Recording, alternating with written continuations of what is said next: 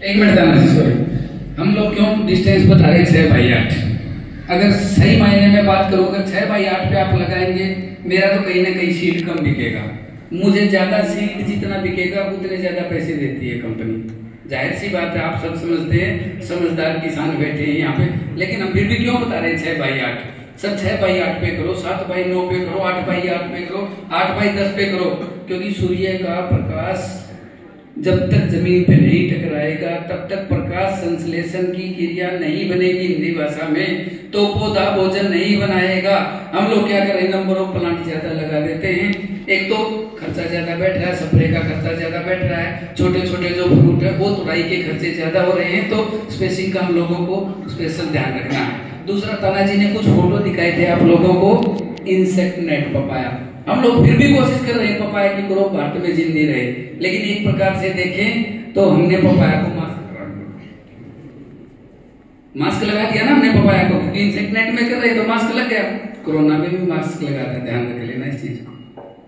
Sir आणखी एक चीज आहे सर, तुम्ही जिगजॅग पद्धतीनं 8/6 किंवा 9/6 वरती करत असाल, जिगजॅग पद्धतीने हे सुद्धा तुम्हाला जो फोटोसिंथेसिस प्रकाश संश्लेषण क्रिया आहे चांगली होऊ शकते, कारण आपली जी लागवड आहे जुलै ऑगस्ट सप्टेंबर मध्ये ज्यावेळेस पाऊस भरपूर असतो, ढगाळ वातावरण असतं, सनलाईट कमी असतो, त्यावेळेस थोडीशी अडचण होते, अन्न तयार करण्याची प्रक्रिया थोडी बंद होते आणि त्यावेळेस मग आपल्या किडी रोगाचं प्रमाण वाढू शकतं। त्याचे एरेशन हवा सूर्यप्रकाश करता येणार, जे प्लांटिंग मटेरियल आहे हे खूप महत्त्वाचं आहे सर, कारण रोप तयार होण्यासाठी साधारणतः 45 दिवसापासून 60 दिवसापर्यंत दिवस लागतात, तर तुम्ही अगोदर साधारणतः 2 महिने रोपाची प्लॅनिंगची व्यवस्था केली पाहिजे।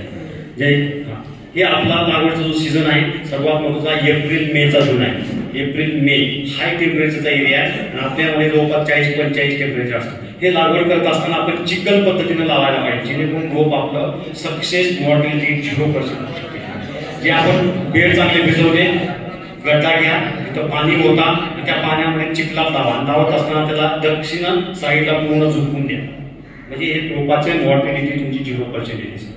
बऱ्याच शेतकऱ्यांचे रोप सर नंतर गॅप पडतो, शेतकऱ्याला रोप मिळत नाही, मिळाली तर ते एकसारख्या वयाची नसतात आणि प्लॉट पूर्ण तुमचा आगास होतो। इव्हन तुमच्या ह्याच्यामध्ये सांगतो काय होतंय, आपण सकाळी लावलेली रोपं आणि दुपारून लावलेल्या रोपामध्ये सुद्धा गॅप होतोय, शेतीचं तत्व आहे, त्याच्यामुळं एकसारख्या वयाची सेम वयाची, कारण ह्याच्यामध्ये मला वाटतंय लागवडीचा मुहूर्त वगैरे ना हे सुद्धा पंचांग काम करतंय, त्यासाठी हे महत्वाचं आहे। आणि जेवढं तुम्ही झुकवा तेवढं त्याचा बुंदा मजबूत होईल, बुंदा मजबूत झाला तर तुमच्या फळ द्यायची क्षमता खूप चांगली आहे। गुड त्याच्यानंतर आपला हाय टेम्परेचर आहे सर, उन्हाळ्यात लू चलते, झळाया म्हणतो ना आपण, जर गाडीवर चालव ना झळाया लागतात, आपण गॉगल शिवाय सगळं बांधून घेतोय, पण हे एवढं छोटं रोप आहे 40-45-50 दिवसाचं, 45 टेम्परेचरवर राहील नाही ना, जगणार नाही। त्यासाठी अगोदरच 15 ते 20 दिवस आपण तिथं त्यांच्या टाकून द्या, दक्षिण साईडला त्याची दूध चालणार नाही, किंवा मका लावून घ्या। मका हे उष्णता शोषून घेणार पीक आहे, म्हणजे ते आपल्या पपईच्या झाडाला छोट्या लहान प्लॅन मध्ये लहान बाळ आहे, आपण आपलं लहान बाळ उन्हामध्ये ठेवू शकतो का, नाही ठेवू शकतो, तर त्याला त्याची जळी आपण वाचू शकतो।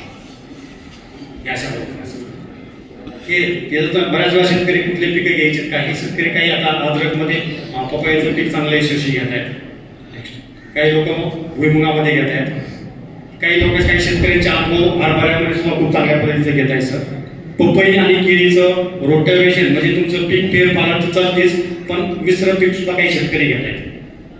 दुसरी गोष्ट येते पपईचं, आपल्या भागाची पपई मराठवाडा विदर्भामध्ये गेला तर तिथं हळदीचं पीक आहे, त्यांचं नगदी पीक, तर ते हळदीमध्ये लागवड करतात आणि हळदीचं सगळं ऍग्रिकल्चर बेस्ट त्या पिकाला कंपोस्ट म्हणून होते आणि त्याचे रिझल्ट खूप चांगले मिळतात। काही शेतकरी हे प्रॅक्टिकली मध्ये काही झेंडू घेत आहेत, झेंडू तुमचा निम्या कंट्रोल होतो, काही शेतकरी सोयाबीन सारखं, सोयाबीन मध्ये कडधान्य वर्गीय तेल वर्गीय पीक आहे, त्यात नायट्रोजन जास्त मिळतं। दुसरी गोष्ट, आपण शेतावरती लावत असताना बॉर्डर क्रॉपला काहीच लावत नाही, आता सध्या बरेच शेतकरी वापरत नाहीये, पण बॉर्डर क्रॉप लावा, बॉर्डर क्रॉप मध्ये चारी बाजूला लावायला पाहिजे। बॉर्डर क्रॉप मध्ये तुमच्याकडे केळी लावू शकता, शेवडी, घास आहे, बाजरी आहे, ज्वार आहे। काय होतं की मायक्रो क्लायमेट, असं आपण हॉलमध्ये बसतो, जसं इथे एसी लावला, बाहेर ठीक आहे टेम्परेचर आहे, पण इथला आपण क्लायमेट कंट्रोल करू शकतो, तसं आपल्या प्लॉटचं मायक्रो क्लायमेट तयार करायचं असं या सगळ्या गोष्टीचा इम्पॅक्ट आहे करावा लागेल, मग हे असं बॉर्डर क्रॉपचं।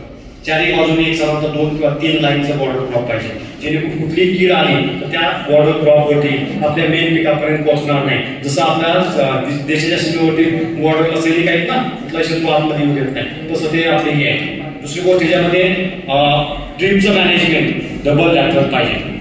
डबल लॅटरल असेल त्याच्यावर जो व्यवस्थित ऍक्टिव्ह होईल. आणि इव्हन आपल्या रेड बेबी सारख्या व्हरायटीमध्ये तर फ्रूटचं थिनिंग करायला पाहिजे, कारण ह्या व्हरायटीमध्ये फळांची संख्या जास्त आहे.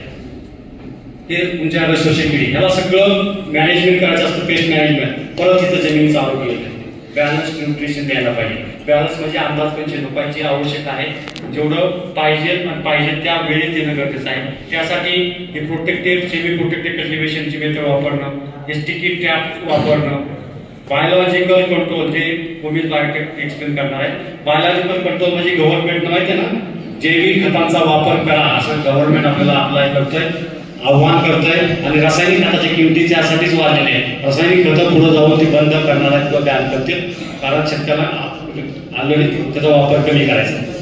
सर व्हाईट फ्लायसाठी कुठली औषधं चालतात का, हे सर ऑनलाईन मार्केटमध्ये आहे, हे तुमच्या मार्केटमध्ये आम्ही तुम्हाला देऊ. ही रेडवेली एक व्हरायटी अशी आहे सर, मीडियम साईजची साईज आहे 500 ग्रॅमपासून 1.5 किलोपर्यंत. पण ह्या साईजच्या सुद्धा या टाईपच्या किंवा या वर्णाच्या फळाला मीडियम साईज फ्रूटला सुद्धा काही कस्टमर आहे, तुम्हाला लावायचं असेल तर तुम्ही एक व्हरायटी लावू शकता. ह्या व्हरायटीमध्ये एकच आहे की ज्यामध्ये फळ द्यायची क्षमता जास्त आहे. 100, 125, 150 फळं लागतात, पण हे जे तुम्हाला फळं थिनिंग करायला लागतात, त्यात मग साईज येत नाही, क्वालिटी येत नाही. हे सर ही सुद्धा व्हरायटी एक्सलंट आहे. सर्वात महत्त्वाची जी आहे ना आपली ती आजची गोल्डन लेडी आहे. ही व्हरायटी आतून येल्लो फ्रेश आहे, मीडियम साईज आहे, फ्रूट सेटिंग खूप चांगल्या पद्धतीचं आहे आणि याचा फ्लेवर टेस्ट जी आहे ती वेगळी आहे. आता अजिबाई बोलणारच आहे त्याच्यावरती. तिच्यामध्ये शुगर 13% शुगर आहे.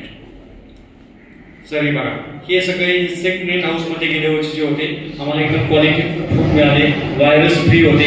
आणि हे फ्रूट सुपर मार्केट मी लाईक केले, रिलायन्स आहे, बिग बास्केट आहे, मदर मेरी सोसायटी.